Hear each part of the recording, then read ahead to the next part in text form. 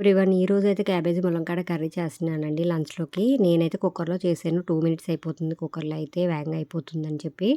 First cooker పెట్టుకొని oil వేసుకొని బాగా హీట్ అయ్యాక ఇందులో పోపు దినుసులు, కరివేపాకు, మిర్చి ఇంకా ఆనియన్ వేసి బాగా వేయించుకోవాలి. అలాగే ములంకాడ పొట్టు తీసి వేయాలండి. పొట్టు తీయకపోతే పీచు పీచుగా ఉంటది. అందుకని చెప్పి పొట్టు తీసి వేసుకొని బాగా వేయించుకున్నాక కట్ చేసిన క్యాబేజీ వేసుకోవాలి. బాగా వేగనివ్వాలండి. పచ్చివాసన అంతా పోవాలి క్యాబేజీలోది. తర్వాత పసుపు, అల్లం వెల్లుల్లి పేస్ట్ వేసి బాగా వేయించుకోండి. మొత్తం పసుపు, అల్లం వెల్లుల్లి పేస్ట్ అంతా దానికి పట్టాలి. బాగా వేగాక ఇందులో టమాటాలు వేసుకోవాలి. టమాటా కొంచెం ఎక్కువ పడతాయండి.